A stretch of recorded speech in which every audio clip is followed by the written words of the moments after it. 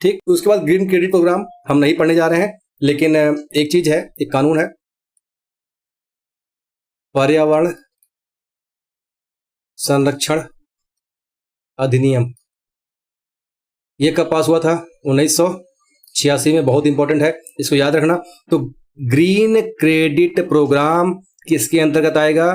पर्यावरण संरक्षण अधिनियम। कभी कभी दे देगा एक तरफ प्रोग्राम्स जो हैं, दूसरी तरफ उनके संबंधित कानून कि कौन किसके तहत लागू होता है। मैच द फॉलोइंग, ठीक, याद रखना। इसलिए कोई पूछे पर्यावरण संरक्षण अधिनियम कब बना था? 1986। ऊर्जा संरक्षण अधिनियम कब बना था? 2001।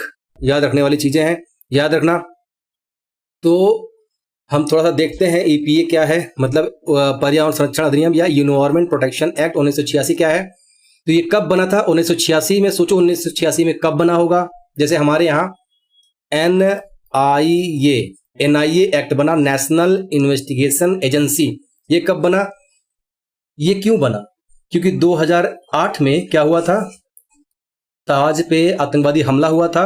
तो ऐसे आतंकवादी हमले ना हो, अगर हो तो उनसे पहले उनसे निपटने के लिए और उसके बाद उसकी जांच के लिए कुछ ऐसे कानून, कुछ ऐसी संस्थाएं अलग से होनी चाहिए, ठीक।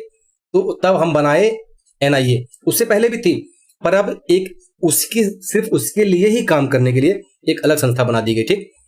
अब उसके लिए अलग नियम कानून लागू होते हैं कि अगर ये उसको उठा लेगी तो कोर्ट पहले इंटरमीडिएट नहीं करेगी, 3 महीने वो रख के अच्छे से पूछताछ कर सकते हैं, ठीक। ये सब चीजें मतलब अलग अलग जो प्रावधान है वो अलग है, पढ़ लेना।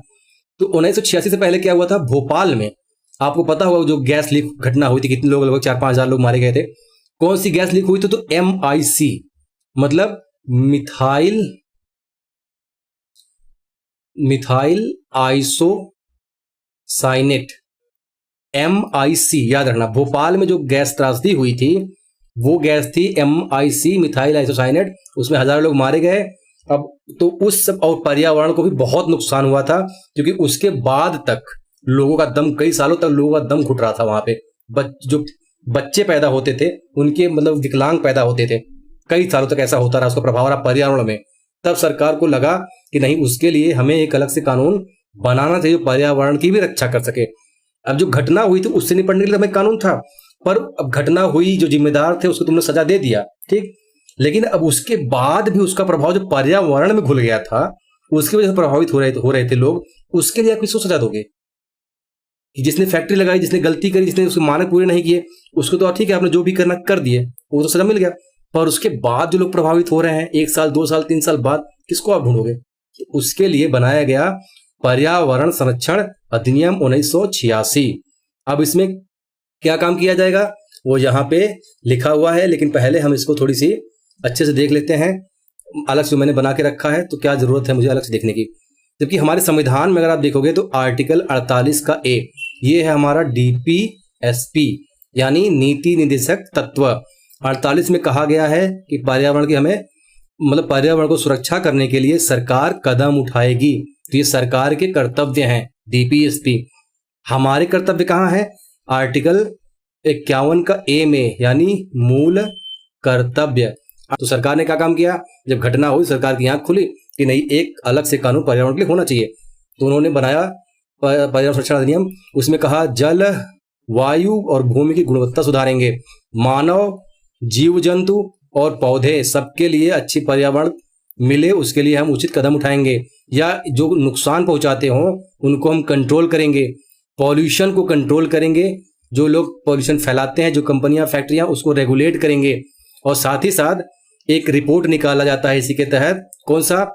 Environment impact assessment. कौन सा? लिख देता हूं, इंपॉर्टेंट है। इन्वायरमेंट इम्पैक्ट असेसमेंट रिपोर्ट, पर्यावरण प्रभाव मूल्यांकन रिपोर्ट निकाली जाती है। और इसमें पूरे, जब जैसे एक अभी तक 6वीं रिपोर्ट आई है शायद, हाँ शायद 6वीं रिपोर्ट आई है, तो बताया गया है कि तब से क्या क्या बदलाव होते आए हैं अभी तक और क्या चीजें हुई हैं। कुछ सिफारिश भी देता है, जैसे इकोनॉमिक क्षेत्र में हर साल इकोनॉमिक सर्वे आता है, बताया जाता है कि हमारे हाँ इस 1 साल में अर्थव्यवस्था में ये हुआ है और इस क्षेत्र में ये सुधार किया जा सकता है। तो वैसे ये हर साल तो नहीं आता, पर एक अभी 6वीं रिपोर्ट आई है इसकी, तो वो पर्यावरण के लिए आती है, ठीक। बस इतना जान लो कि इन्वायरमेंट पर्यावरण प्रभाव मूल्यांकन रिपोर्ट किसके तहत आती है, तो इसके लिए ये कानून है। कौन सा? पर्यावरण संरक्षण अधिनियम। तो अगर ये वाला डीपीएसपी में लिखा था, यानी नीति निर्देशक तत्व के 48 के 8 में पर्यावरण संबंधित संविधान में था प्रावधान, संसद को अधिकार दिया गया था कि वो कानून बना सकती है, तो सरकार ने उसके लिए क्या किया? तो सरकार ने उसके लिए ये कानून बनाए। अच्छा, अगर आप यहाँ पे ये कानून देखो, एक चीज नोट करो कि सब कुछ 70-80 के पास है, मतलब उस पास या उसके बाद है, ठीक। अब देखो पीसीएस में क्वेश्चन आया था कि पर्यावरण संरक्षण पर्यावरण संरक्षण की चर्चा, मतलब ऐसे कुछ था, चर्चा या इसके लिए जो पहल किए जाने लगे कानूनी, वो कब से शुरू हुए? तो उसमें ऑप्शन था कि 70 के दशक, या फिर 21वीं सदी में यानी 2000 के बाद, या फिर 1950 का दशक। तो आप देखो, आपको क्या लग रहा है? ये 1970 के आसपास है, ये 1900, अगर आप देखोगे ये 70 का दशक है, और ये हमारा कब का दशक है? ये 80 का दशक, सॉरी ये 80 का दशक है, क्योंकि ये इस 80 की ओर जा रहा है, 1980 की ओर जा रहा है। ये 90 का दशक है, क्यों? क्योंकि ये 90 की ओर जा रहा है, 1990 की ओर जा रहा है। 1972 ये कब का दशक है? ये 1980 का दशक है, ये 80 की ओर जा रहा है, ठीक है। तो उसमें था 70 का दशक, ये वाला उत्तर सही था, क्योंकि कुछ कानून हमारे यहाँ 1965 या मतलब 1970 से जस्ट पहले 1960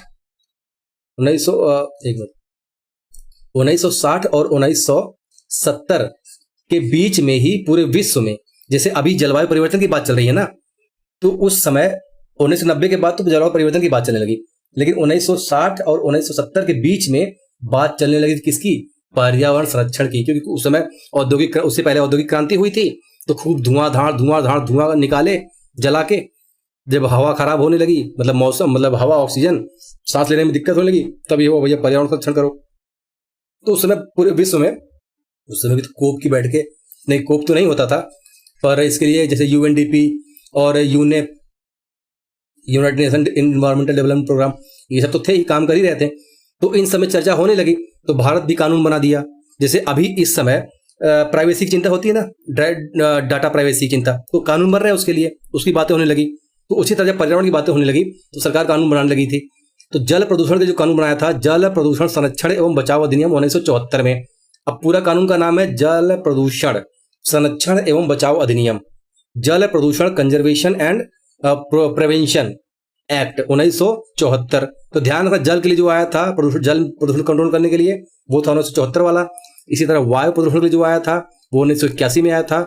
वन्य जीव संरक्षण के लिए जो आया था, वन्य जीव मतलब जो जंगल के जीव हैं उन्हें बचाने के लिए जो आया था 1972 में। वन संरक्षण के लिए आया था, ध्यान रखना, ये वन्य जीव है, वनों में जो जीव रहते हैं उनके लिए 1972 में आया था। और वन के लिए जो आया था वो आया था 1980 में। उसके बाद जो जैव विविधता मतलब इसमें जो पूरा एक इकोसिस्टम है, जंगल, वहां के वनस्पतियां, वहां के जीव जंतु सब मिला के, उसके संरक्षण के लिए आया था 2002 में। तो बायोडायवर्सिटी एक्ट कब आया था? 2002 में। उसके बाद NGT act, national green tribunal, यानी जो हरित जगहों का जो नुकसान होता है, उससे संबंधित जो विवाद होते हैं, उनका न्याय निर्णय कहाँ होता है? ट्रिब्यूनल में। तो एनजीटी एक्ट कब आया था? 2010 में। इसी तरह एक भारतीय वन अधिनियम, एक मिनट रुक जाओ यार। इसी तरह एक भारतीय वन अधिनियम आया था, ये ब्रिटिश के जमाने की है। अब ब्रिटिश, आपको क्या लगता है कि ब्रिटिश वाले जो है वो इसलिए वन अधिनियम बनाएंगे, उन्हें वन बचाना है, या इसलिए बनाएंगे ताकि वन पे जो वन के निवासी हैं वो वनों को नुकसान ना पहुंचाए? क्यों? क्योंकि ताकि ब्रिटिश के लोग हैं अपने फैक्ट्रियों के लिए संसाधनों का दोहन कर सके। कहां से? हमारे वन से। तो इन्होंने कानून बनाया था, ये बना था 1927 में, ठीक है। तो भारतीय वन अधिनियम कब बना था? 1927। ये सिर्फ वन के संरक्षण के लिए था, और इसके लिए बहुत प्रोटेस्ट भी हुए थे। अगर आप देखोगे जनजातीय आंदोलनों में कुछ इसमें भी वन हुए थे, इसमें मतलब आप पढ़ोगे इसके कारण भी कुछ हुए थे। तो ठीक है, कुछ क्योंकि जंगलों में उस समय, अब नॉर्थ ईस्ट में झूम कृषि के बारे में पढ़ा होगा, तो नॉर्थ ईस्ट में खूब झूम कृषि हो रही थी, तो और छत्तीसगढ़ वगैरह में भी खूब झूम कृषि हो रही, महाराष्ट्र में खूब हो रहा था। तो सरकार को लग रहा था, अब चूंकि ब्रिटिश वाले थोड़े सोचे थे कि हम छोड़ के चले जाएंगे, उनको तो लगता था कि हम इस पर राज करेंगे, हमारा देश होगा, तो वो बचाने की कोशिश कर रहे थे, वन को बचाने की ही कोशिश कर रहे थे। लेकिन उनका मेन मोटिव क्या था? कि वन के संसाधनों का दोहन करना, ठीक। उसके बाद फैक्ट्री एक्ट आया था 1948 में। इस फैक्ट्री एक्ट में भी कुछ पर्यावरण संबंधी नियम, मतलब प्रावधान थे। तो अब देखो, जल और वायु प्रदूषण कब आए थे? एक आया था 74, एक तो 81 में। वन्य जीव कब आया था? 1972। वन के लिए कब आया था? 1980। जैव विविधता के लिए कब आया था? 2002। एक क्रम इसका याद कर लेना भाई साहब, बहुत जरूरी है। अब देखिए मैं एक चीज आपको यहाँ और बता रहा हूँ, जो कोप की बात कर रहा था ना कि कोप ये क्या होता है, तो कोप की मतलब होता है, मैंने बता दिया, कॉन्फ्रेंस ऑफ पार्टी, यानी पार्टियों की बैठक या पार्टियों की सम्मेलन। वो किसके तहत होता है? तो एक कन्वेंशन है। कन्वेंशन मानी एक संधि है, सब लोग मिले होंगे और एक समझौता किए होंगे और हस्ताक्षर कर दिए होंगे। और उस संधि में क्या क्या लिखा गया होगा कि हम हर एक साल पे एक बार बैठेंगे, पर्यावरण संबंधित चिंताओं की बात करेंगे, उससे संबंधित मतलब ये पूरी पृथ्वी लेवल पे होगा, कहाँ क्या करना है, जलवायु परिवर्तन कैसे रोकना है, उसके लिए क्या क्या करना है, तो हर साल बैठेंगे और बात करेंगे। तो इसमें हर देश के मुखिया होते हैं, ठीक। तो इसका नाम है पूरा, मैं कहाँ लिखूं, यहाँ लिखा, इसका पूरा नाम है यूनाइटेड नेशन फ्रेमवर्क। एक फ्रेमवर्क बनाया गया, किसके लिए? फ्रेमवर्क ऑन किसके लिए? तो क्लाइमेट चेंज। संयुक्त राष्ट्र ये तो है ही, संस्था है, इसने, इसके जो देश है वो लोग मिलकर एक फ्रेमवर्क तैयार किए, किसके लिए? जलवायु परिवर्तन पे। और उस फ्रेमवर्क में कुछ चीजें लिख के सब लोगों ने क्या काम कर दिया, एक साइन करके एक समझौता कर लिया कि हम हर साल बैठेंगे, सम्मेलन करेंगे पर्यावरण की चिंताओं के बारे में, और उससे संबंधित जो भी हम सुझाव कर पाएंगे पूरे विश्व लेवल पे करेंगे, फिर वो लोग जाके अपने अपने देश में वो चीजें लागू करेंगे, ठीक। तो उस बैठक को नाम दिया गया कोप। तो तब से जितनी बैठकें होती आ रही हैं उसी क्रम बनता जा रहा है, कोप 1, कोप 2, ठीक, बैठक 1, बैठक 2, बैठक 3। तो ये United nation framework on climate, sorry एक सी और होगा यहाँ पे, convention, United nation framework convention on climate change, ठीक। ये हुआ क्या था? 1992 में। 1992 में रियो डी जेनेरियो, ये है ब्राजील में। कभी कभी शहर भी दे देता है, एक तरफ शहर पूछ लेता है किस देश में है। तो रियो डी जेनेरियो में 1962 बैठक में एक सम्मेलन होता है, उस सम्मेलन का नाम दिया जाता है पृथ्वी सम्मेलन, अर्थ समिट। तो उसी अर्थ समिट में ये United nation framework convention on climate change को अपनाया जाता है, ठीक है। 1992 में ये अपनाया गया, 1992 अपनाया गया, 1994 में ये प्रभाव में आया, और इस समय इसमें 198 मेंबर है। इसका हेडक्वार्टर बॉन में है। बॉन कहाँ है? जर्मनी में। ध्यान रखना, बॉन कहाँ है? जर्मनी में। और यहाँ पे United nation framework convention on climate change पे जो उसका हेडक्वार्टर है, सचिवालय है, ठीक है। और इसका जो समिट का नाम है वो है कोप। हर साल बैठक इसकी होती है, ठीक।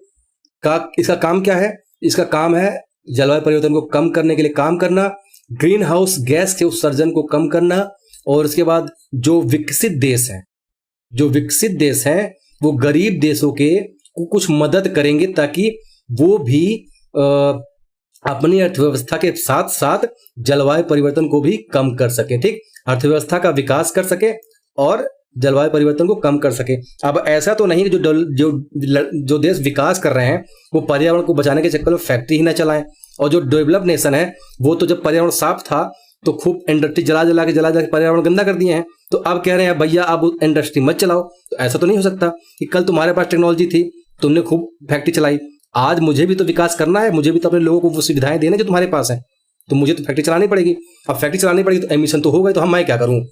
तो जो विकसित देश हैं, ठीक है, अच्छा सुनो, तुम फैक्ट्री चलाओ लेकिन हम तुम्हें नई तकनीकें देंगे, तुम उस चीज का यूज करो ताकि उत्सर्जन कम हो।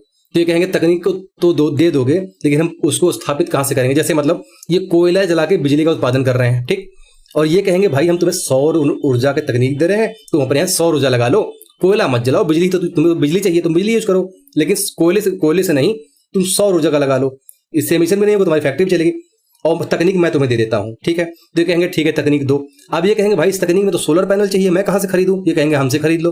तो कहेंगे तुम्हारे तुमको देने के लिए मेरे पास पैसे नहीं, मैं कहाँ से खरीदूं? तो कहेंगे ठीक है चलो अच्छा कुछ लोन ले लो। तो इसी में ये प्रावधान भी था कि जो विकसित राष्ट्र हैं वो गरीब या विकासशील देशों को तकनीक और फंड मुहैया कराएंगे ताकि वो भी जलवायु परिवर्तन को कम करने में मदद कर सके, ठीक। और इसके अब इस फ्रेमवर्क के अंतर्गत, यूएनएफसीसी के अंतर्गत कौन कौन से संस्थाएं हैं काम करती हैं इसके लिए, वो थोड़ा सा देखते हैं। तो इसके अंदर एक कोप तो आप देख ही चुके हैं। कोप कोई वैसी संस्था नहीं है, बल्कि एक जो राष्ट्राध्यक्षों का बैठक है। जैसे आईपीसीसी, इसका मतलब है inter governmental panel on climate change, ठीक है। ये एक तरह का वैज्ञानिक आकलन करता है, यानी इंटर गवर्नमेंटल मतलब हर देश के सरकार के लोग होंगे इसमें थोड़ा बहुत, के लिए क्या करेगा, वैज्ञानिक आकलन करेगा किसका, जलवायु परिवर्तन का। तो ये बताएगा कि हाँ किस दर से क्लाइमेट चेंज हो रहा है, क्या करना चाहिए क्या नहीं करना चाहिए। अब आईपीसीसी ने अपना वैज्ञानिक आकलन करके अपना सुझाव दे दिया और कुछ सलाह भी दे दिया कि आप लोग ये चीजें अपना सकते हो, एक कुछ नया करना होगा आप लोग को। तो वो नया करने के लिए आपको पैसे की जरूरत होगी, तो वो उस पैसे के लिए एक और छोटी संस्था बनाई गई, उसका नाम था ग्रीन क्लाइमेट फंड। क्या था, green climate fund, GCF। Okay, ये जलवायु वित्त का काम करती थी। उसके बाद इस UNFCCC के अंतर्गत एक और है CMD, क्लीन मैकेनिज्म डेवलपमेंट, यानी एक ऐसी व्यवस्था का निर्माण करना जो थोड़ा सा स्वच्छ हो और उसको देशों के सब देशों को देना है, ठीक। ये सब चीजें हो गया, इतना समझ गए।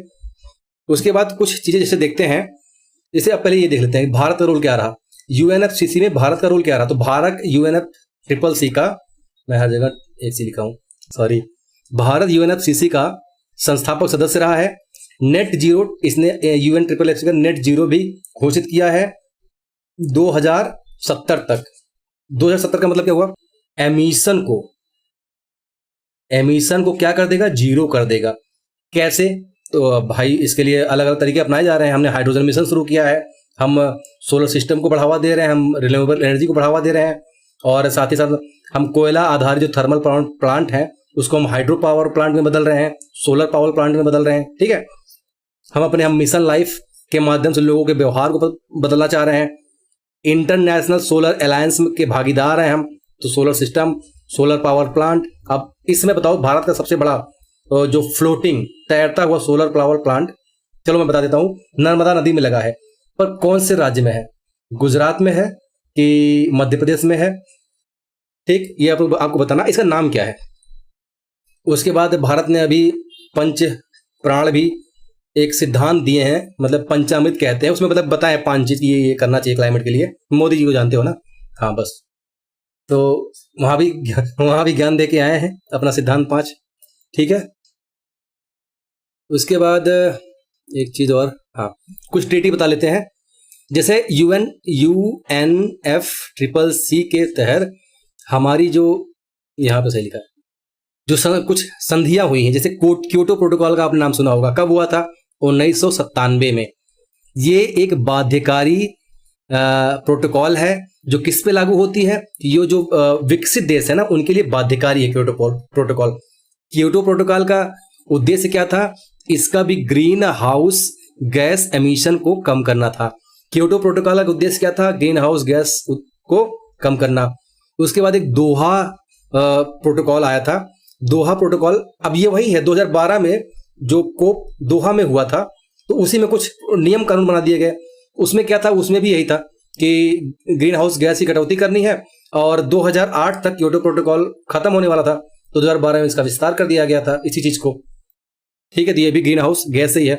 उसके बाद पेरिस कन्वेंशन, पेरिस संधि होती है, पेरिस संधि 2015 में, जिसमें हमारे मोदी जी ये इंटरनेशनल सोलर अलायंस, ये उसकी सब हुई थी ना, तो जो जितने भी जो कर्क और मकर रेखा के बीच जो देश हैं वो इसमें ज़्यादातर शामिल है। क्यों, क्योंकि वहाँ पे ज़्यादातर धूप रहती है, गर्मी रहती है, तो वो लोग सोलर पावर यूज कर सकते हैं। अब ब्रिटेन तो नहीं यूज कर सकते, वहाँ पे ज़्यादा तो धूप नहीं रहती, तो उनके लिए अलग है, पवन चक्कियाँ लगाएं वो, ठीक। तो 2015 में नेट जीरो की बात चली थी कि भाई धीरे धीरे हम लोग कुछ ऐसी व्यवस्था अपनाएंगे, नेट जीरो अपनाएंगे। तो ये चीज को जाके ग्लासगो वाले में लागू हुआ। तो चर्चा का विषय कहाँ बना था, पेरिस में, ठीक, पेरिस में, और लागू कब हुआ, ग्लासगो वाले में। पेरिस में ही कहा गया था कि हम जो अपना टेम्परेचर है, तापमान है, वो 2 डिग्री सेल्सियस तक ही सीमित रखेंगे। यानी अब देखते हैं कि कोप कहाँ कहाँ हुआ है और उसमें क्या क्या चीजें ली गई है। जैसे अभी पिछले 5 वर्षों का कोप देखोगे, तो कोप 2028 2023 में हुआ था। कोप 28 कहाँ हुआ था, कब हुआ था, 2023 में। कहाँ हुआ था, दुबई में। इसमें क्या हुआ था, ये लॉस एंड डैमेज फंड है, नुकसान और हाँ वो मतलब लॉस एंड डैमेज फंड है इसका। और ये इसकी बात पहले से चल रही थी, तो दुबई वाले में जो यूएई में हुआ था 28वां में, इसका औपचारिक संचालन किया गया और 2030 तक कहा गया, किसमें, कोप 28 में दुबई वाले में कहा गया कि 2030 तक जो नवकरणीय ऊर्जा है उसको 3 गुना करना है। जब ये आप 3 गुना करोगे तो फॉसिल फ्यूल और ऊर्जा कोयला वाला तो कम होगा ही। कोप 27वां कब हुआ था, 2022 में। कहाँ हुआ था, शर्म अल शेख में। शर्म अल शेख कहाँ है, इजिप्ट में। वहां भी क्या हुआ था कि जो ये लॉस एंड डैमेज फंड का औपचारिक संचालन हुआ था उसकी सहमति दी गई और साथ ही साथ $100 बिलियन पर ईयर का फंड रखा गया जो विकसित देश इसमें देते, और अनुकूलन यानी तकनीक देना और पर्यावरण हितैषी या जलवायु परिवर्तन हितैषी, जलवायु परिवर्तन कम हो सके उसके अनुकूल चीजों को करना था। कोप 26 ये ग्लासगो में हुआ था, यूनाइटेड किंगडम में पड़ता है। 2021 में ग्लासगो में ही नेट जीरो वाला जो शपथ लिया गया था कि नेट जीरो हम करेंगे, सबने अपना अपना साल बताया था, तो भारत ने भी कहा था हम 2070 तक नेट जीरो कर देंगे, यानी एमिशन को जीरो कर देंगे, ठीक। कोप 25 कब हुआ था, 2020 में। ये कहाँ हुआ था, मैड्रिड, स्पेन में। कोप 25 मैड्रिड, कोप 26 ग्लासगो, कोप 27 शर्म अल शेख, कोप 28 दुबई में, ठीक, क्लियर। उसके बाद अभी जो लेटेस्ट हैं, जो करंट अफेयर के हमारे हैं, कोप 29 ये 2024 वाला अजरबैजान बाकू में हुआ था और इस साल बेलेम में होगा। बेलेम कहाँ है, ब्राजील में। ध्यान रखना, शहर मैच द फॉलोइंग दे देगा। बेलेम कहाँ है, तो ब्राजील में। बाकू कहाँ है, तो अजरबैजान कहाँ है, अजरबैजान में। मैड्रिड कहाँ है, स्पेन में। ग्लासगो कहाँ है, तो यूनाइटेड किंगडम में। शर्म अल शेख कहाँ है, इजिप्ट में। दुबई कहाँ है, यूएई में। एक हमने पढ़ा था बॉन कहाँ है, जर्मनी में, ओके। अब मुझे जो इसमें से सबसे इंपॉर्टेंट लगा था वो लगा था कोप 3। तो कब हुआ था, 1997 में। क्यों, इसमें प्रोटोकॉल को अपनाया गया था।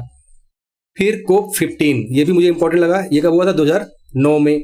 ये कहाँ हुआ था, कोपेनहेग, नीदरलैंड, ठीक। इसमें क्या कहा गया था कि टेम्परेचर को 2 डिग्री सेल्सियस तक लिमिट रखना है। अब अभी तो तापमान कितना जाता है, 40 से 50 पहुंच जाता है। तो मैं ये एवरेज टेम्परेचर की बात कर रहा हूं जो अब तक बढ़ चुका है, ठीक है। रूम टेम्परेचर एवरेज कितना होता है, इतना माना गया, 27-28 के आसपास माना गया ना एवरेज टेम्परेचर, जो रूम टेम्परेचर जिसे कहते हैं। तो सबका एवरेज मिला के जो अभी तक बढ़ चुका है, अब उससे 2 डिग्री सेल्सियस ज्यादा ऊपर नहीं जाने देना है। कोपेन में ही क्लाइमेट फाइनेंसिंग की कॉन्सेप्ट आई थी, यानी कि एक वित्त व्यवस्था का अपनाया गया कि भाई अब कुछ पैसे देने पड़ेंगे, जो पैसे नहीं मतलब जो पैसे जलवायु परिवर्तन को रोकने के लिए पैसे नहीं खर्च कर सकते क्योंकि वो अपने देश की विकास के अभी खर्चा नहीं उठा पा रहे हैं, तो उसके लिए व्यवस्था की गई थी। कोप 21 जो पेरिस में हुआ था, जिसमें वही चीज किया गया, वही बात फिर से कही गई थी, और 1.5 डिग्री सेल्सियस को लिमिट कहा गया। ये प्री इंडस्ट्रियल लेवल, यानी जब औद्योगिकरण नहीं हुआ था उस समय जो एवरेज टेम्परेचर रहता था उसके 1.5 डिग्री सेंटीग्रेड तक हमको ले जाना है, ठीक, कम करना है। उसके बाद एक कॉन्सेप्ट और आया था, नेशनल डिटरमिनेशन कंट्रीब्यूशन। मतलब कंट्रीब्यूशन का मतलब क्या कह सकते हो, मतलब अपना योगदान देना, हाँ, राष्ट्रीय डिटरमाइन योगदान। तो ये नेशनल डिटरमिनेशन कंट्रीब्यूशन में क्या था कि तो हर देश अपने से ही कुछ डिसाइड कर ले, ये डिटरमाइन कर ले, ये मतलब ये शपथ ले ले कि हमें कितना जलवायु परिवर्तन को रोकने में कितना योगदान देना है, ठीक। तो भारत ने अभी अपना कुछ किया था। उसके बाद नेट जीरो, क्लाइमेट जस्टिस का मतलब कुछ देश डूब रहे हैं और कुछ देश धुआंधार इतना उत्पादन कर रहा हो, उसकी वजह से दूसरा देश, अब चूंकि क्लाइमेट चेंज की तो कोई सीमा है नहीं, पर्यावरण की कोई सीमा है नहीं, पूरे पृथ्वी पर प्रभाव डालेगा। उसकी वजह से क्लाइमेट चेंज हो रहा है, कहीं का मौसम प्रभावित हो रहा है, उसके यहाँ सूखा पड़ रहा है, बाढ़ आ रही है, तो ये अन्याय हो रहा है। तो इस मतलब एक जो क्लाइमेट संबंधी जो न्याय है उसकी भी बात होने लगी। आगे चल के कोप 16 जो ग्लासगो में, तो ये जो नेट जीरो की बात चल रही थी, सब लोगों ने अपना अपना डिटरमाइन कर दिया कि हम कब करेंगे। तब उसके लिए भारत में भी खूब योजनाएं चलाई जा रही, चीज़ें हो रही। ठीक, थोड़ा आगे बढ़ते हैं। तो ये हमने देख ही लिया, इंडियन कार्बन मार्केट समझ ही गए हैं, और ये ब्यूरो ऑफ एनर्जी एफिशिएंसी। तो अब यहाँ पे वही इस संस्था के बारे में बताया गया पर्टिकुलरली कि इसकी स्थापना कब हुई थी, 2002 में, और किस मतलब अधिनियम के तहत, तो ऊर्जा संरक्षण 2001 के तहत ऊर्जा संरक्षण अधिनियम का बना था 2001। उसके साथ एक संस्था स्थापित की गई थी जो ऊर्जा दक्षता को बढ़ावा देती है। जो क्या काम करती है, ये जो अप्लायंस होते हैं यानी जो उपकरण होते हैं, ये है इनफोर्स कंप्लायंस ऑन किस पे, तो एक मिनट में आपको दिखा देता हूँ। सबसे पहले ये आप देखो कि ये जो है ये क्वासी रेगुलेटरी बॉडी है, यानी अर्ध सरकारी नियामक बॉडी संस्था है। जो करती क्या है, तो ये नेशनल राष्ट्रीय ऊर्जा एफिशिएंसी दक्षता को बढ़ाने के लिए प्रयास करती है। कैसे, तो नीतियां बना के, और कुछ नीतियां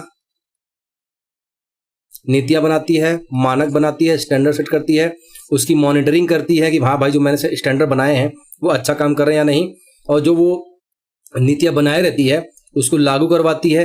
कहाँ लागू करवाती है, तो इंडस्ट्री सेक्टर में, बिल्डिंग जो बन रही हैं उनमें, ट्रांसपोर्ट व्यवस्था में, और ऊर्जा क्षेत्र में।